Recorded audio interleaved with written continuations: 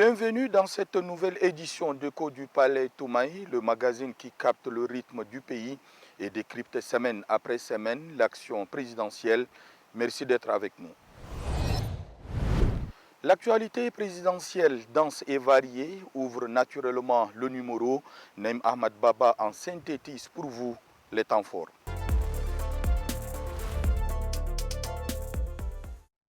Le président de la République, chef de l'État, maréchal Mohamed Idriss Déby Itno, a regagné N'Djamena dimanche 16 courant au terme de l'organisation éclatante de la table ronde dédiée au financement du plan national de développement, Tchad Connexion 2030.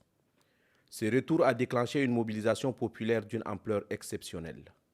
Sur le tarmac, le chef de l'État maréchal Mohamed Idriss Déby Itno a été salué par le Premier ministre, ambassadeur Alama Halina, ayant à ses côtés le chef d'état-major général des armées, le ministre d'État secrétaire général de la présidence, le chef d'état-major particulier, le directeur de cabinet civil adjoint, le secrétaire particulier adjoint, le conseiller à la sécurité nationale et le premier adjoint au maire de la ville de N'Djamena. L'hymne national et passage en revue des troupes ont été observés pour rendre les honneurs au chef suprême des armées. Le président de la République a salué ensuite les différents corps constitués, composés des présidents du Sénat et de l'Assemblée nationale, ceux des grandes institutions, les anciens premiers ministres, les membres du gouvernement, les représentants du corps diplomatique, les députés et sénateurs, les maires et chefs traditionnels. Une foule si dense que certaines rangées ont été réorganisées pour accueillir le maximum de personnes. À son départ de l'aéroport, le président de la République a longuement salué les milliers de personnes se trouvant sur le trajet. Par ces gestes, il a tenu à exprimer un message simple, que le succès de la table ronde est la traduction de l'unité de l'ensemble du peuple tchadien autour d'un projet commun qui vient de franchir une étape décisive. Reste celle de sa concrétisation. Et pour que cette concrétisation soit effective, le chef de l'État décide de prendre lui-même les commandes et en fixer le cap. C'est ainsi que le mercredi, soit 3 jours après son retour au pays, il convoque une réunion au palais Toumaï à laquelle sont conviés le Premier ministre chef du gouvernement, ambassadeur Alama Halina, les présidents et vice-présidents des 10 grandes institutions de la République, le chef de la diplomatie tchadienne et les 5 ministres, membres du comité d'organisation du PND. En présence de ses proches collaborateurs, le président de la République leur a signifié, et je cite, « Le plan national de développement, dont la phase d'élaboration et du lancement a été un grand succès, doit se traduire en actions concrètes sur le terrain. Nous ne pouvons plus nous permettre les lourdeurs administratives qui étouffent l'initiative. Il nous faut abandonner, une fois pour toutes, les mauvaises pratiques, la corruption, la bureaucratie, le lobbying obscur, le conflit d'intérêts et toute autre forme de pratique qui retardent la mise en œuvre du PND. J'y veillerai personnellement. Il faut lever toute entrave à l'exécution pleine et entière des 268 projets et réformes qui doivent transformer la vie de chaque Tchadien dans chaque région et ouvrir une voie royale vers un Tchad uni, prospère et connecté, a déclaré le président de la République. Le Premier ministre, lui aussi en tant que chef d'orchestre de l'exécutif, est instruit de mettre en place un comité chargé de la mise en œuvre des projets du PND, avec pour priorité la conduite prompte et déterminée des 125 réformes prévues dans le document cadre du PND. Enfin, le jeudi 20 novembre, un conseil des ministres s'est tenu sous la présidence du président de la République. 4 projets de décret et 2 projets de loi ont été soumis respectivement par les ministères de l'enseignement supérieur, de l'action sociale et du secrétariat général du gouvernement. Après examen, le Conseil ordinaire des ministres a adopté les 6 points inscrits à son ordre du jour. Le Tchad et l'Égypte viennent de tenir leur 3e commission mixte de coopération, mais que retenir vraiment de ce rendez-vous diplomatique? Quelles perspectives ouvre-t-il pour les 2 pays frères et les 2 présidents amis? Pour décrypter les enjeux de cette coopération renouvelée, nous recevons le ministre d'État, ministre des Affaires étrangères, Dr Abdoulaye Sabrou Fadoul, et c'est dans la rubrique Regard d'expert.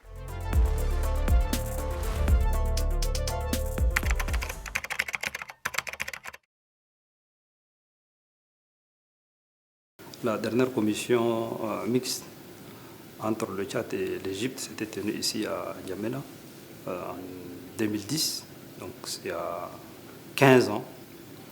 Or, pour une meilleure efficacité, une commission mixte doit se tenir tous les ans ou tous les 2 ans maximum. Donc c'était une anomalie. Et à la suite de la visite du chef de l'État, le maréchal Mohamed Idriss Déby Itno, en Égypte, et l'entretien qu'il a eu avec son homologue et frère Abdel Fattah al-Sisi, il a été instruit de convoquer rapidement cette commission mixte. C'est sur quoi nous avons travaillé dès notre prise de fonctions.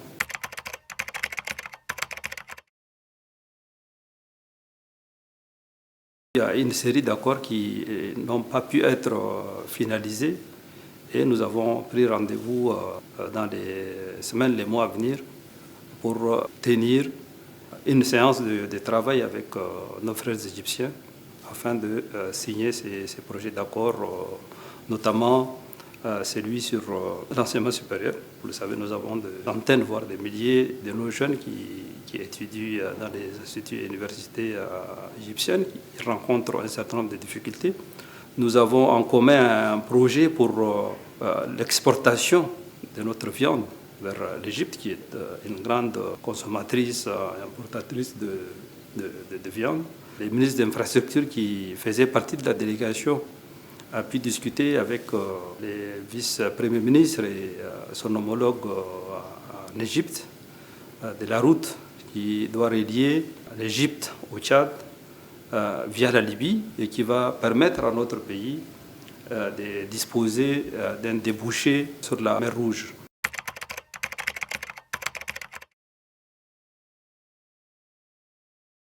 Les relations avec l'Égypte ne sont pas seulement anciennes, elles sont excellentes. Et nous avons des atouts stratégiques qui sont complémentaires. L'Égypte a toujours été une porte ouverte du continent, de par son accès à la mer Rouge et à la Méditerranée. Le Tchad est au centre de l'Afrique, un point de connexion. Et notre coopération doit permettre de mettre en commun ces atouts stratégiques complémentaires au bénéfice de nos 2 pays et de nos 2 peuples. Ce sont les orientations qui ont été données par les plus hautes autorités des 2 pays et nous travaillons dans ce sens.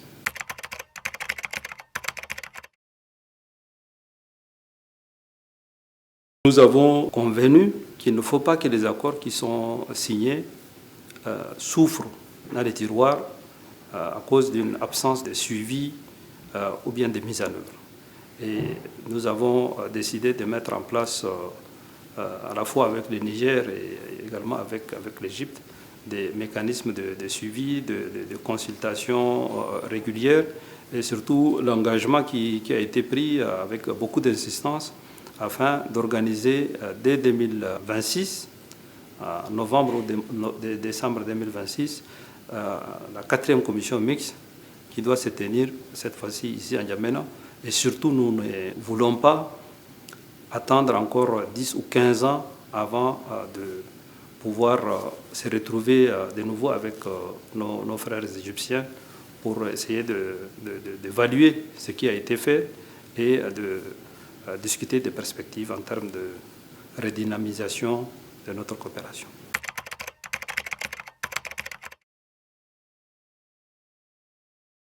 L'Égypte a une grande expérience dans ce domaine.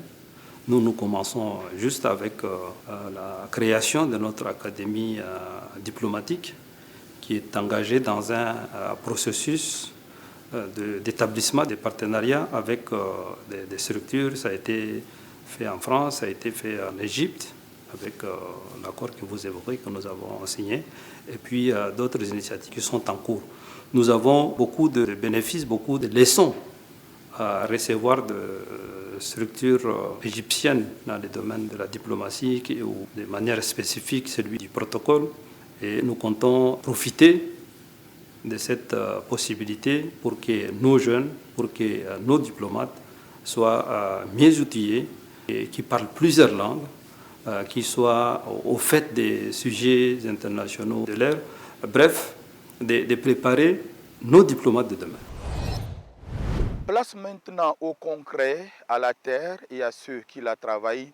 Direction province de Hadjer Lamis, plus précisément N'Djamena Fara, où se trouve un ambitieux projet hydro-agricole longtemps laissé en suspens et qui reprend vie.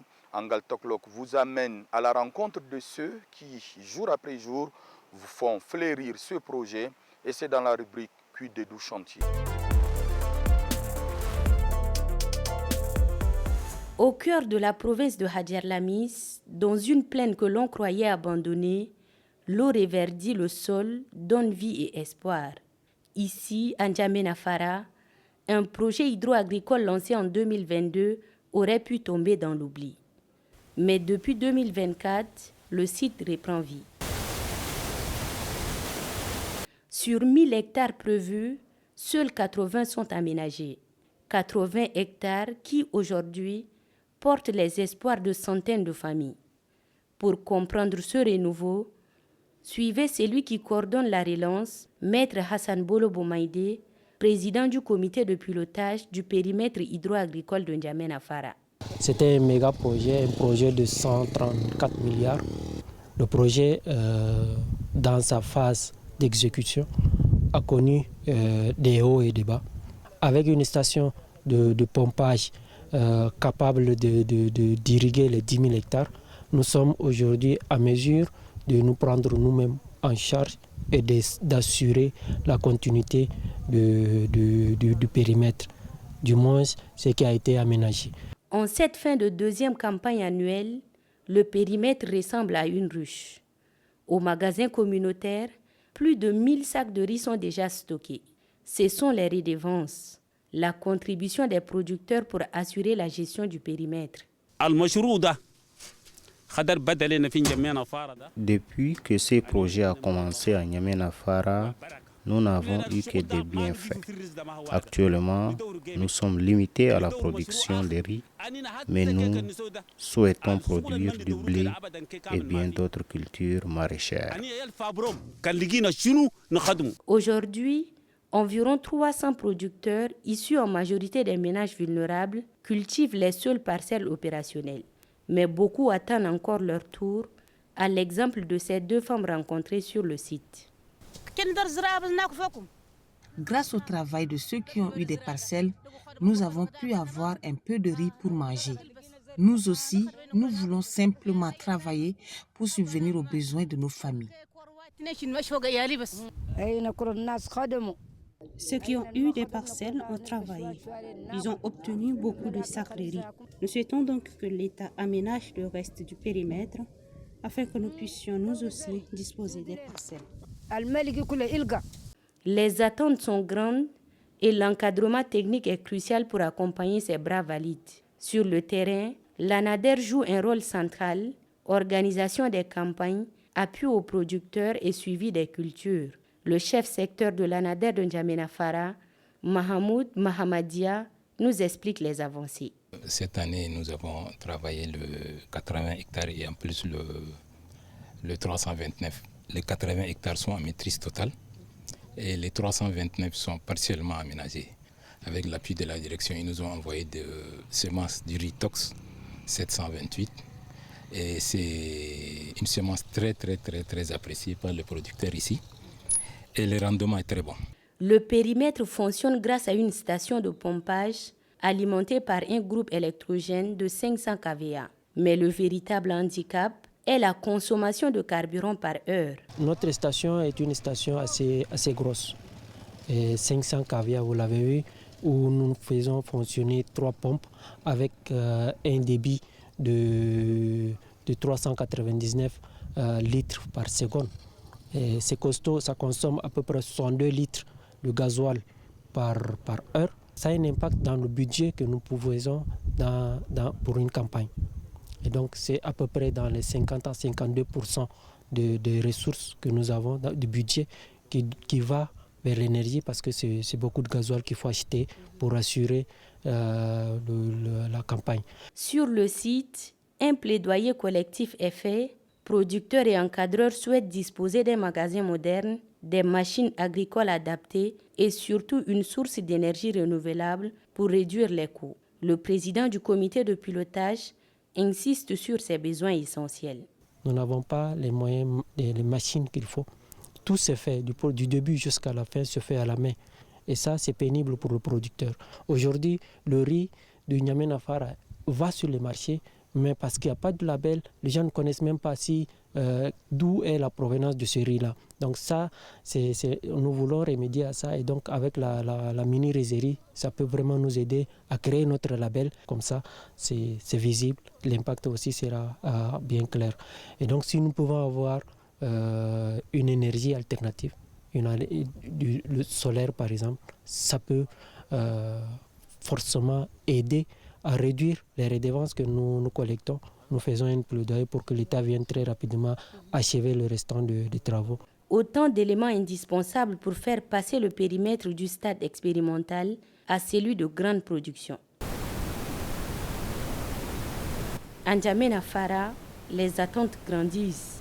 80 hectares ne suffisent pas encore à transformer toute une province. Pour que le rêve de N'Djamena Fara devienne réalité, il faudra plus que de la volonté, il faudra des moyens, de l'énergie et surtout ne plus jamais laisser ce périmètre retomber dans l'oubli. Changer de monde sans bouger de sa chaise, voyager dans le temps, vivre 1000 fois, c'est la magie de la lecture. Mais dans un monde où les écrans des smartphones et des téléviseurs dominent le quotidien, que reste-t-il de l'alchimie du livre?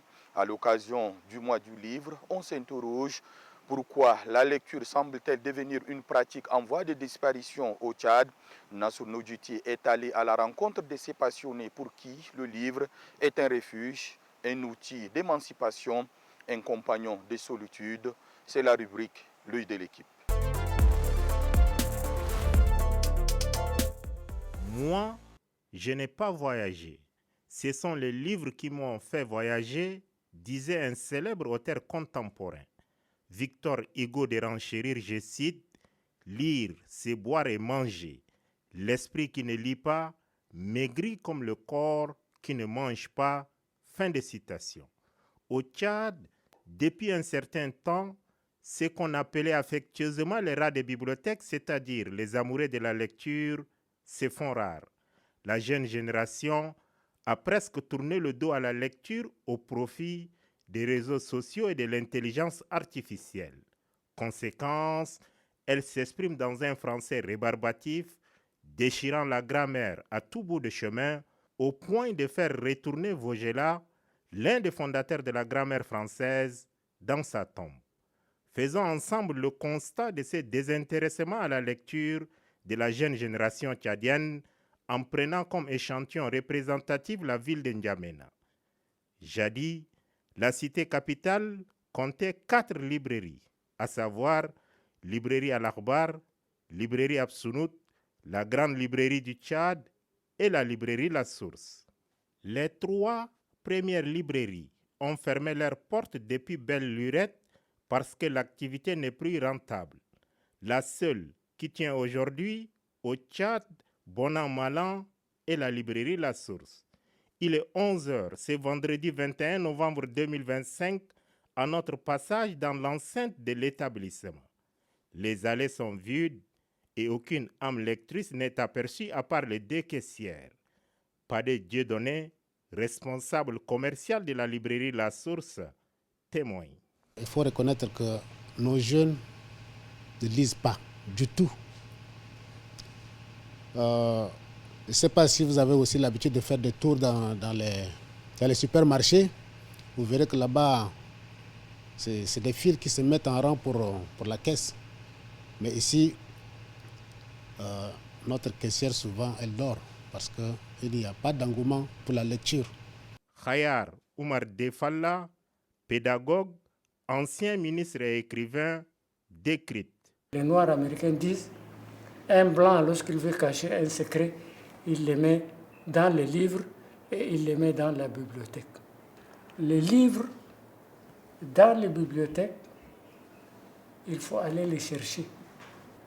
on a un problème de fond. Dans nos établissements, il n'y a pas de bibliothèque. Sauf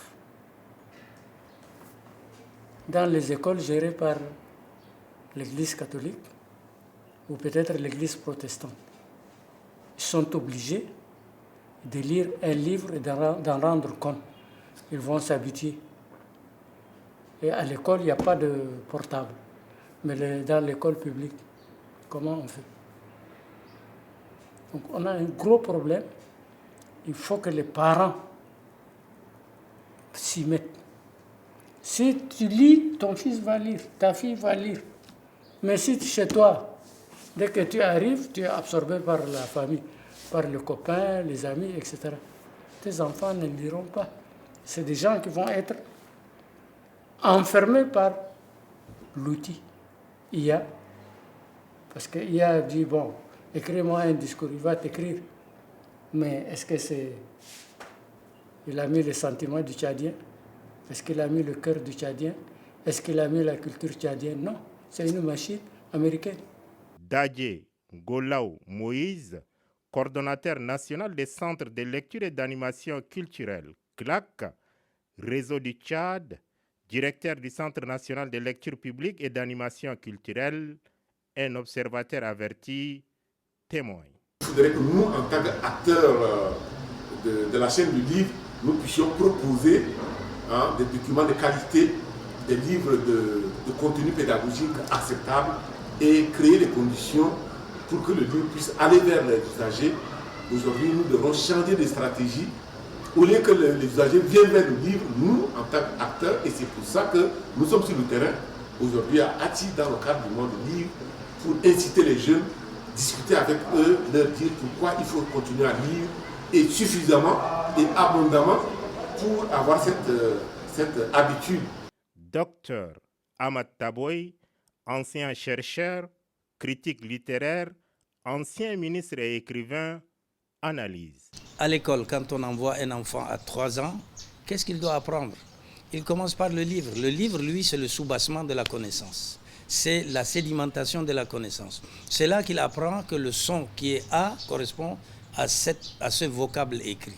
C'est là qu'il comprend que le 1 et le 2, si on les ajoute, ils font 3. Parce que l'école, c'est quoi? L'école, elle forme, elle n'éduque pas. C'est la famille qui éduque, qui apprend à l'enfant la politesse, le bien, le mal, et ce qui est important pour lui. Et à partir de là, le livre doit faire partie aussi des attributions de la famille pour créer ce qu'on appelle l'interaction avec l'école. Parce que là, c'est un contrat tacite, mais c'est un contrat entre l'équipe pédagogique et la famille. Si l'enfant n'a pas été éduqué dans le sens de prendre le livre et les termes de la connaissance au sérieux, le maître aura du mal à les lui imposer. Khayar Oumar Defalla et Dr Ahmad Taboy, les deux amoureux de belles lettres, orientent. La lecture est fondamentale. C'est elle qui développe l'esprit critique. C'est elle qui développe l'esprit de citoyenneté. C'est elle qui développe la sensibilité. Quels sont nos responsables politiques? Quels sont ceux qui ont lu la Constitution de la République et qui l'ont apprise par tête? Il n'y en a pas. Parce qu'ils n'ont pas l'habitude de lire. Et ça se reflète sur le débat parlementaire, ça se reflète sur l'action du gouvernement, ça se reflète sur l'action politique. Le livre, c'est la base de la connaissance. C'est le début de la formation des êtres. Et à partir de là, il faudra absolument que le livre puisse exister. Et le faire exister, c'est le travail de l'État par rapport à l'école, mais c'est aussi la responsabilité de la famille qui a l'éducation de l'enfant. L'ère du numérique est une des causes du désintéressement des lectures chez les jeunes. Mais sachons une fois pour toutes que l'intelligence artificielle est un plus. Elle ne peut au grand jamais remplacer l'intelligence humaine. Chaque jeune est appelé à cultiver son jardin secret et cette culture passe nécessairement par l'amour de la lecture.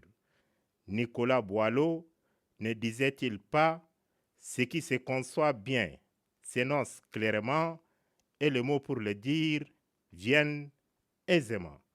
Une bonne rédaction, une belle joute oratoire passe par une lecture générale dont son soubassement n'est rien d'autre que la lecture. La lecture est l'apothéose de l'écriture. Vivement. Et parce que les grandes causes ont aussi besoin de petites histoires, nous donnons, comme à notre habitude, la parole aux premiers concernés, des lecteurs de tous les horizons qui nous racontent ce que les livres représentent pour eux. C'est la rubrique Élan. Sans la lecture, on ne peut jamais atteindre son objectif.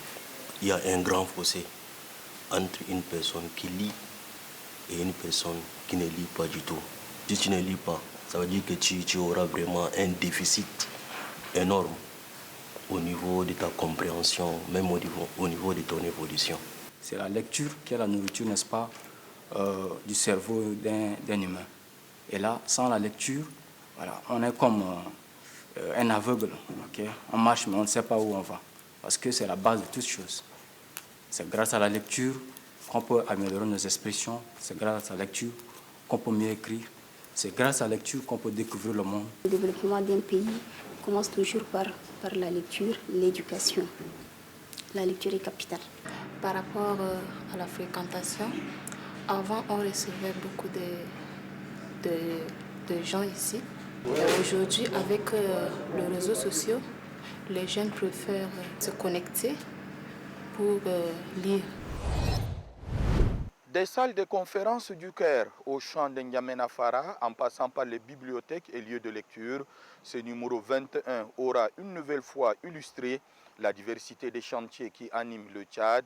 Merci d'avoir été des nôtres. Rendez-vous est pris pour le prochain numéro d'Écho du Palais Toumaï.